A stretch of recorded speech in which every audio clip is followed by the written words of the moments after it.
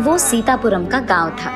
बहुत ही सुंदर गांव, हरे भरे खेत, कोयल की राग और हर सुबह सीताराम के मंदिर से आ रही भक्ति की गाने। वहाँ सुहाना सा वातावरण था। उसी गांव के रंगैया और लक्ष्मी का इकलौता बेटा राम बहुत अच्छा बच्चा था। वो बड़ों का बहुत गौरव करता था। राम हर रोज सुबह जल्दी उठकर उसके पिता के साथ जंगल जाकर लकड़ियां लेके आता था। बेटा राम, चलें? जी पापा। जंगल से लौटने के बाद राम नहाकर पाठशाला के लिए तैयार होता था। राम उसके पाठशाला जाता था और उसके माँ बाप उसी समय काम पे निकल जाते थे। राम उसके गांव में मौजूद सरकारी पाठशाला में 5वीं कक्षा पढ़ रहा था। वो हर रोज पाठशाला जाने से पहले उसी गांव में मौजूद सीताराम मंदिर में भगवान की दर्शन करके जाता था। इतना ही नहीं, वो उसके कक्षा में भी सबसे तेज था। सारे अध्यापकों को भी राम बहुत पसंद। वो हर रोज पाठशाला से घर पहुंचकर उसका होमवर्क करके खेलने उसके दोस्तों के साथ बाहर जाता था और रोज रात को उसके परिवार वाले सारे बैठकर टीवी एक साथ देखते हुए खाना खा लेते थे। सोने से पहले हर रोज राम की माँ उसे एक नैतिक कहानी सुनाती थी। उसके बाद सभी सो जाते थे। राम के घर के सामने एक दिन किराए पे रहीम और उसकी माँ रेशमा आते हैं। रहीम के पिता का उसके बचपन में ही देहांत हो गया था और रहीम को उसके माँ ने लाडों से पाला था। रहीम बहुत होशियार था और उसको अपनी माँ से बहुत प्यार था। वो बचपन से ही अपनी माँ की हर बात सुनता था। माँ को वो बहुत अच्छी तरह समझता था। राम की माँ एक दिन रहीम की माँ के पास जाकर उनसे बात करने लगती है। ऐसे मेरा बेटा भी इसी गांव के सरकारी पाठशाला में 5वीं कक्षा पढ़ रहा है भाभी। अरे वाह भाभी, मेरा भी बेटा राम उसी पाठशाला की उसी कक्षा में पढ़ रहा है। इतने में रहीम उसके घर पहुंचता है।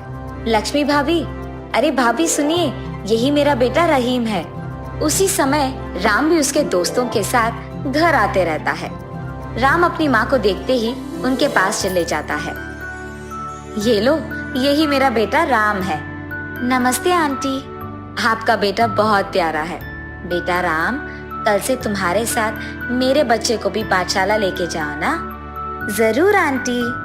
अगले दिन पाठशाला को जाने से पहले राम रहीम के घर जाकर, रहीम पाठशाला जाना है, चलो। आया राम। ऐसे वो दोनों स्कूल के लिए निकल जाते हैं। और क्योंकि राम को हर रोज पाठशाला से पहले मंदिर जाने की आदत थी, वो रहीम को मंदिर के अंदर बुलाता है। रहीम, चलो भगवान की दर्शन करके मंदिर होकर जाते हैं। राम, हम मुसलमान हैं, हम मंदिर नहीं आ सकते, तुम जाकर आओ। ठीक है रहीम। ये कहकर राम मंदिर के अंदर जाकर भगवान के दर्शन करके बाहर आता है। उसके बाद वो दोनों पाठशाला चले जाते हैं। रहीम पाठशाला में भी राम के बगल में बैठता है। राम रहीम दोनों स्कूल में अच्छा पढ़ाई करते हैं। दोनों की मार्क्स अच्छी आती थी। ऐसे ही धीरे धीरे राम रहीम दोनों बहुत अच्छे दोस्त बन जाते हैं। हर रोज मिलकर स्कूल जाना, साथ ही खेलना, ऐसे दोनों बहुत अच्छे दोस्त बन जाते हैं। राम के माता पिता भी रहीम का बहुत अच्छा ख्याल रखते हैं। राम की माँ रहीम को खुद अपने हाथों से खिलाती थी। ऐसे कुछ दिन बीत जाते हैं। ऐसे ही एक दिन जब राम पाठशाला से पहले मंदिर जा रहा था, उसे अचानक एक प्रश्न सूझता है। रहीम मंदिर क्यों नहीं आता है? तब राम रहीम से ऐसे पूछता है, रहीम तुम मंदिर क्यों नहीं आते हो? क्योंकि हम मुसलमान हैं राम, तुम्हारे मंदिर को हम नहीं आ सकते हैं। और ये बात छोटे राम को समझ में नहीं आता। उसे हर हाल में रहीम को मंदिर के अंदर लेके ही जाना था। इसीलिए वो रहीम का हाथ पकड़कर उसे मंदिर के अंदर खींचता है। दोनों भगवान के पास जाते हैं। वहाँ मौजूद पंडित रहीम को देख ऐसे कहते हैं, अरे ये क्या है राम, इसको यहाँ लाए हो? ये तो मुसलमान है। पंडित जी, हम मुसलमान को मंदिर के अंदर नहीं लेके आ सकते हैं। ऐसा नहीं है राम, हमारे पाठशाला में अध्यापक ने कहा है कि भारत देश में सभी एक है, कोई भेदभाव नहीं है। वो सब पढ़ाई के लिए होता है राम। पर मेरी माँ ने भी तो सिखाया कि सबका मालिक एक है, यानी सबका भगवान एक ही होता है।